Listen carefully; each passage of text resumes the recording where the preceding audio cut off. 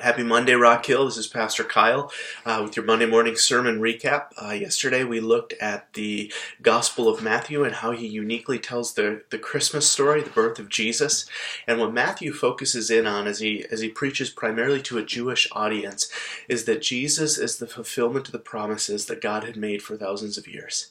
That there was 6 specific fulfillments surrounding the birth of Jesus that show that he is truly the Jewish Messiah. The first is that he was born in the line of Abraham and born in the line of King David, meaning that Jesus is the fulfillment of both the Abrahamic promise or covenant and the Davidic promise or covenant that David would have a son that would rule and reign on the throne of Israel for all time, for all eternity. Jesus fulfills that.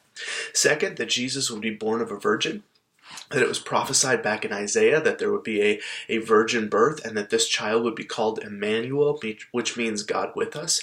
And so it's the story of Jesus being born of a virgin. Third is that Jesus would be born in Bethlehem. In 700 years prior, the prophet Micah prophesied that out of the city of David, out of the city that David was born in, would come the Messiah. And we see that Jesus fulfills that 700 years later. I'm always encouraged by this one because it's not something you could have faked if you wanted to. You don't determine where you're born, unless, of course, you exist before you're born and you're God in the flesh. Fourth is that Jesus would have a time of sojourning down in Egypt, and that just as Israel was called out of Egypt, so now Jesus, the true and greater Son of God, the perfect people of God, as it were, is called out of Egypt. And so Jesus redoes what Israel failed in.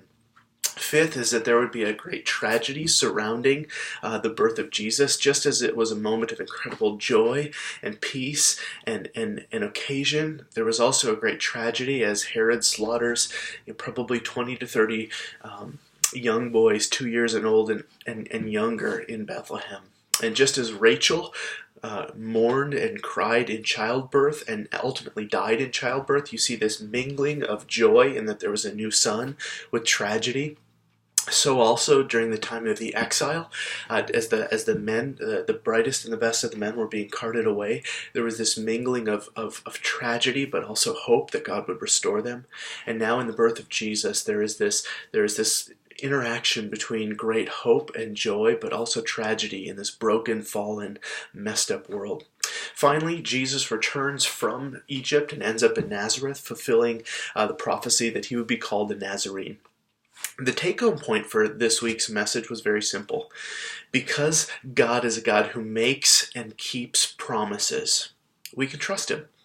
God is faithful, he is trustworthy, and no matter what we're dealing with, we can trust him with that today. We can trust God with our today, with our future, with our past, and ultimately with our eternity. And because of that, we can have great joy regardless of the circumstances. I hope you guys have a great week. Love ya.